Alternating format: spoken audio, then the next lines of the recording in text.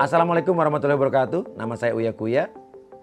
Nama asli saya Surya Utama, SIP, Sarjana Ilmu Politik, lulusan Universitas Indonesia. Dulu sebelum masuk UI, saya sekolah di SMA Negeri 8 Jakarta. Saya pernah menjadi wakil ketua MPK, Majelis Permusyawaratan Kelas. Dan saya juga adalah peserta terbaik latihan dasar kepemimpinan di SMA Negeri 8. Oke. Orang udah tahu saya artis, YouTuber, host, presenter, produser, dan lain sebagainya. Kita nggak usah ngomongin soal itu, karena kita ngomongin soal kenapa saya jadi caleg DPR RI. Dulu istri saya bilang, selalu bilang, walaupun kamu sarjana ilmu politik, kamu nggak usah masuk ke politik. Nggak tahu kenapa. Tapi kalau bisa dibilang ya, hidup jadi artis sudah enak sebetulnya. Tapi ada sesuatu yang merubah hidup saya. Sakit COVID 2,5 tahun yang lalu yang merubah semuanya. Hidup tuh berubah. Karena ada satu kejadian, kita berpikir kita harus berbuat sesuatu yang lebih bermanfaat buat masyarakat.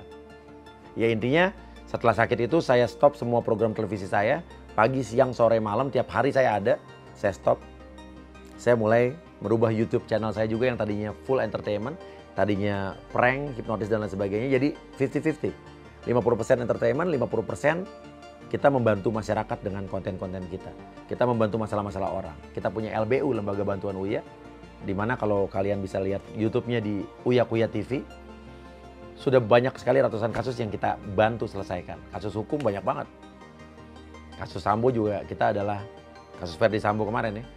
Saya adalah satu-satunya artis yang berteriak paling keras di garda terdepan. Sampai dilaporin polisi guys. Ada amplop coklat. Waktu ngebahas kasus penjara juga, itu saya banyak mendapat tekanan dari orang-orang penting.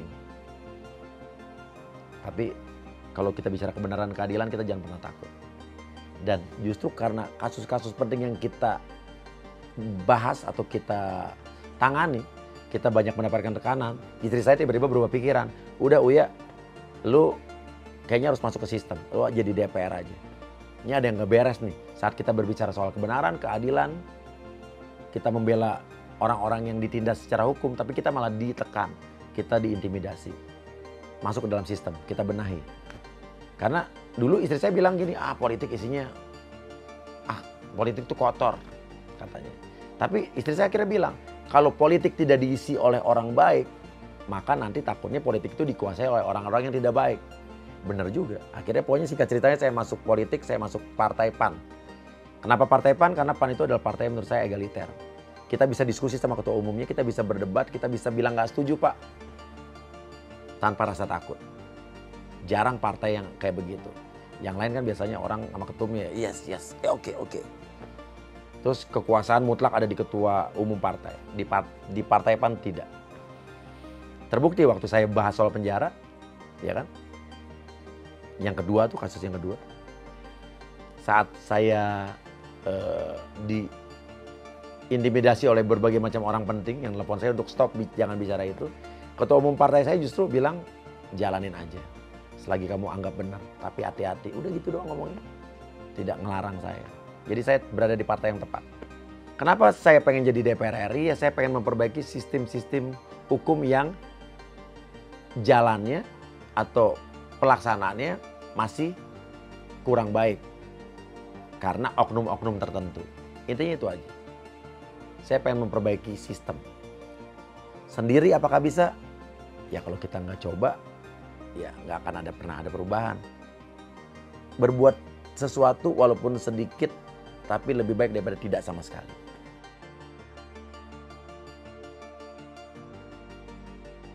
Diaspora Indonesia yang saya tahu adalah ada 3 jenis. Pertama adalah diaspora Indonesia adalah orang Indonesia yang tinggal di luar negeri, baik kerja atau sekolah atau apapun. Tapi masih paspor hijau, masih paspor Indonesia. Kedua adalah orang yang pernah punya paspor hijau, pernah jadi warga negara Indonesia tapi sekarang sudah jadi warga negara asing. Karena mungkin pernikahan dengan orang asing atau dan lain sebagainya. Ketiga, anak yang lahir dari perkawinan di mana salah satu orang tuanya dulu pernah jadi warga negara Indonesia juga. Ada 3 yang saya tahu. Nah, diaspora Indonesia intinya adalah siapapun mereka yang masih jadi warga negara ataupun mereka yang sudah tidak jadi warga negara atau anak yang lahir di luar negeri, mereka itu adalah orang-orang yang masih punya keterikatan dengan Indonesia. Orang-orang yang masih punya rasa care sama Indonesia. Dan itulah orang-orang yang harus kita rangkul. Pemerintah harus tahu bahwa mereka itu ada.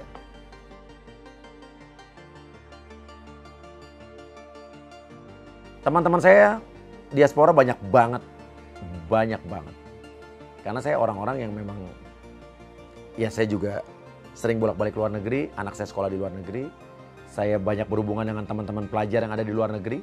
Saya banyak berhubungan dengan ribuan pekerja migran Indonesia yang selama ini banyak saya bantu. Lihat aja YouTube saya Uya Kuya TV, beberapa kasus yang kita bantu dan kita selesaikan. Yang saya tahu adalah mereka-mereka itu punya berbagai macam aspirasi. Kalau untuk pekerja migran, mereka pengen dapat perlindungan yang lebih lagi dari pemerintah. Perlindungan kepada devisa negara. Kepada orang yang memberikan devisa negara maksudnya. Mereka harus dapat perhatian lebih. Karena peran pemerintah dalam melindungi mereka masih kurang menurut mereka. Dan saya rasa juga iya betul. Udah gitu ada lagi diaspora pelajar-pelajar Indonesia yang ada di luar negeri. Mereka butuh mungkin yang namanya perhatian lebih juga. Apakah kita perlu pikirkan adanya RUU perlindungan, kan ada kan perlindungan pekerja migran Indonesia. Tapi ada juga mungkin kita buat perlindungan pelajar Indonesia yang ada di luar negeri. Itu bisa jadi masukan juga nantinya. Dan ada lagi warga negara Indonesia yang tinggal di luar negeri. Dan ada lagi orang yang pernah jadi warga negara Indonesia dan mereka tinggal di luar negeri. Rata-rata aspirasinya adalah mereka pengen duit kewarganegaraan. Mereka pengen bisa punya warga negara, tetap warga negara asing dan juga Indonesia juga nggak dilepas. Tapi kan Indonesia tidak bisa. Yang saya tahu bisa itu adalah Filipina salah satunya. Tapi pemerintah juga selama ini belum menggolkan hal tersebut, pasti punya pertimbangan-pertimbangan khusus. Nah saya tanya lagi sama mereka, kenapa sih pengen punya duit kewarganegaraan? Rata-rata berhubungan dengan asetnya juga, karena mereka kan biar gimana pun dulu tinggal di Indonesia. Apakah mungkin, ini cuma wacana ya, apakah mungkin orang yang pernah jadi warga negara Indonesia, tapi sekarang sudah jadi warga negara asing, bisa memiliki tanah di Indonesia atau aset, rumah, atau bisa buka bank account di Indonesia? Ini pertanyaan saya, mungkin nggak itu? Atau mungkin kita mulai dari IKN, pemerintah kan sedang membangun IKN. Mereka butuh investor-investor asing, investor dari luar negeri. Kenapa kita nggak coba menawarkan dulu ya kepada orang-orang yang pernah jadi warga negara Indonesia yang tinggal di luar negeri ya untuk berinvestasi di IKN. Mereka bisa punya tanah di situ, bisa punya bangunan di situ. Nanti kalau mereka sudah bisa, mungkin baru bisa dipikirkan pengembangan ke daerah-daerah lain. Cuman mungkin dipikirkan ya bagaimana aturan-aturannya. Ini wacana aja. Siapa tahu bisa.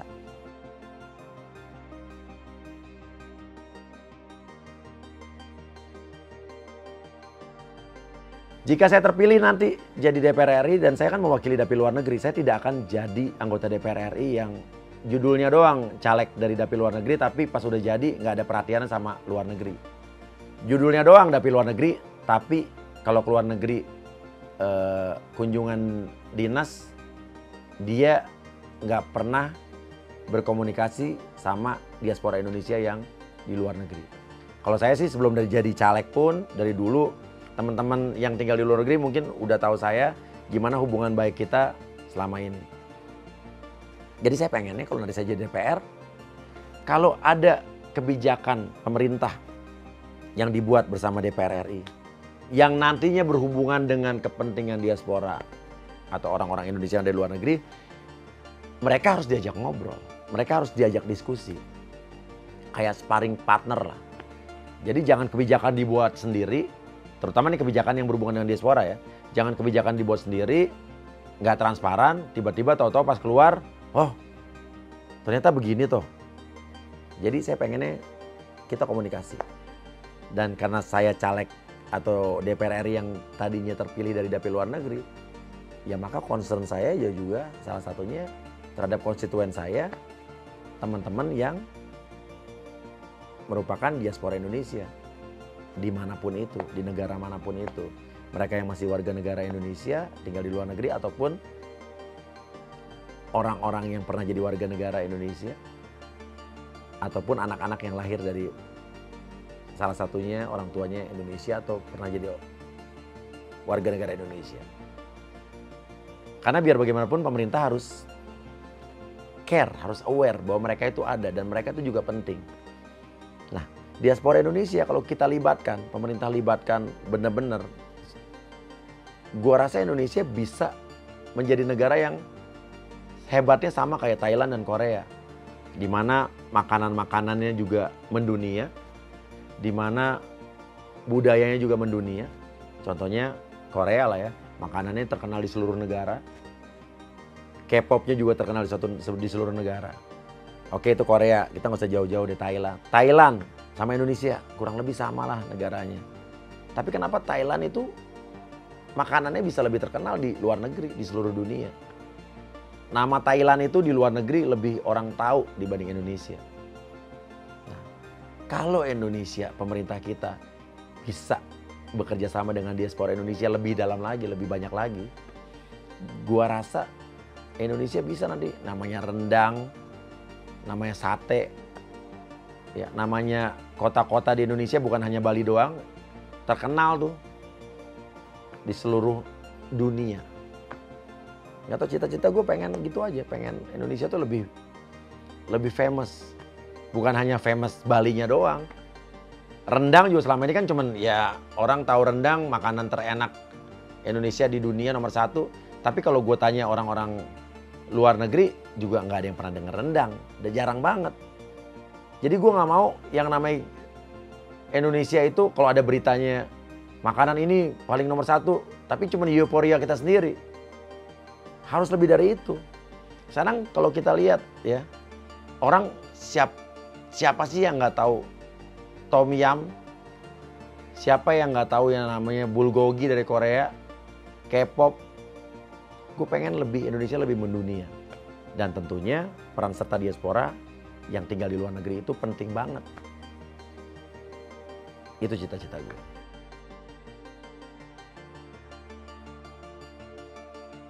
Isu-isu besar yang menjadi perhatian saya adalah gini, karena pemilih saya itu menurut data statistik 60% atau hampir 60% adalah anak muda, Gen Y dan Gen Z ya. Dimana menurut data statistik 35% di antara Gen Y Gen Z tadi itu mereka tidak lulus SD dan 66%-nya hanya lulus SMA dan hanya 2% yang kuliah. Gue pengen banget anak-anak muda di Indonesia itu sekolah sampai kuliah. At least sampai SMA dulu deh. Karena mereka itu adalah orang-orang yang akan menentukan nasib bangsa kita nanti ke depan. Karena secara demografi tahun 2030 nanti Indonesia akan diuntungkan sebetulnya.